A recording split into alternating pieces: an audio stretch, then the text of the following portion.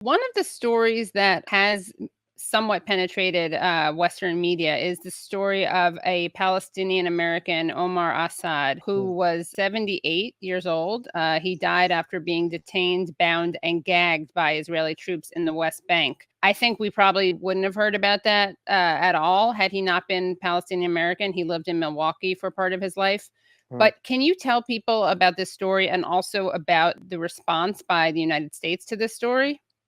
Yeah, it's a horrible, horrible tragedy. I think of Omar Asad, and he could be my dad or my uncle, or he's someone that uh, any of us could identify with, and he was at family, out with family. Palestinians often stay up very late. And I know you do because I'm always telling you, like, I'm happy to Too come on your late, the show, but show. not Yeah, after 9 p.m. right. Yes. But so It's I'm part of my solidarity, yeah, actually. I'm not typical in that sense. Right. But so apparently this was on January 11th. He was coming home very late, around 2 a.m. from a relative's house, and this is in his village of Jeljulia near Ramallah in the occupied West Bank, and he was just randomly stopped by Israeli soldiers, taken out of his car. Yeah, it's a 78-year-old man, bound and blindfolded and beaten. It appears he had a heart attack and he collapsed and he was left for dead. The soldiers left him there, didn't try to help him. They didn't call an ambulance. They didn't try to save his life. They just left him for dead. And this is a man who, as you mentioned, had spent many years raising his family in Milwaukee, in Wisconsin. Uh, I suppose in some ways the archetypical American immigrant dream. He was able to do well enough, and about a decade ago returned home to Palestine to you know to live his later life in his country, where that he loved to be in, and this is how he died. And you're absolutely right. But for the fact that he was also a U.S. citizen, I don't think it would have penetrated the mainstream media here. The US response has been to make some statements of concern and to ask Israel to investigate. And you'd say, well, okay, that's not so bad, but it's a joke, and the US government knows it's a joke because uh, Israel's self investigations always, always, always result in, oh, no crime was committed here, nothing to see, the case is closed. Right. And I'm not exaggerating. I mean, since 1979, uh, the Palestinian human rights group, the oldest Palestinian human rights group, Al-Haq, documents all these things. Since 1979, there have been less than five. It's less than five. I can't remember, it's two or three.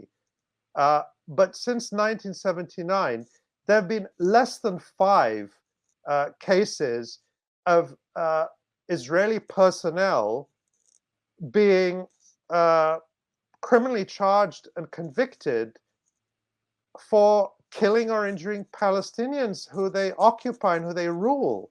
And this is in a period where just since 2000, Israel has killed more than 12,000 Palestinian civilians, thousands of children. And none of these cases result in any kind of accountability. Israel murdered more than 200 unarmed civilians in Gaza in 2018 during the Great March of Return, sending snipers to kill unarmed civilians with orders to kill Right. unarmed civilians. Nobody was charged or convicted. And in a way that makes sense because they were doing what they were ordered to do. Right. So it's a complete joke for the US to ask Israel to carry out an investigation. The US knows very well that that's an empty gesture that plays well in a headline. Oh, the US is asking for an explanation of how this American was killed. But the US knows very well, the US government knows very well that Israel can't investigate itself, and that can never lead to justice. But we have a clip of Ned Price talking about this.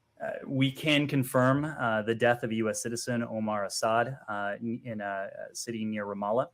We have been in touch with Mr. Assad's family to express our condolences about this tragedy. We're providing, as you would expect, all appropriate consular assistance to the family at this time. We've also been in touch with the government of Israel to seek clarification about this incident.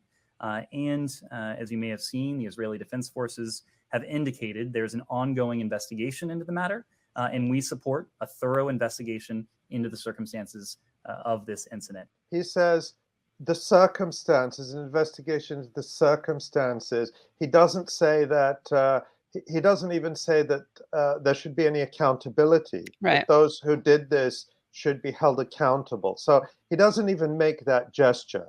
And the thing for people to know is this is a near daily occurrence. Right. It's not even that rare for elderly Palestinians to be killed. There have been cases in the past year or two of elderly couples who have been just driving in their cars and they get shot at. There was a case last year of a man driving home with his children in also a village near Ramallah.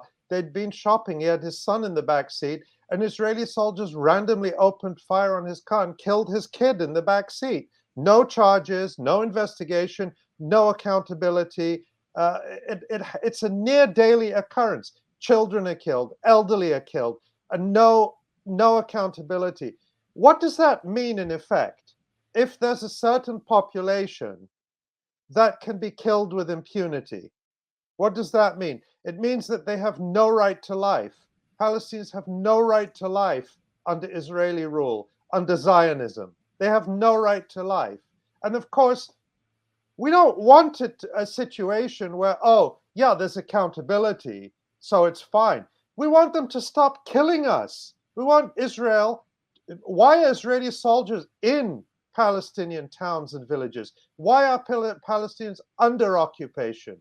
Why is this going on decade after decade after decade? Because Palestinians are not free. They live under apartheid.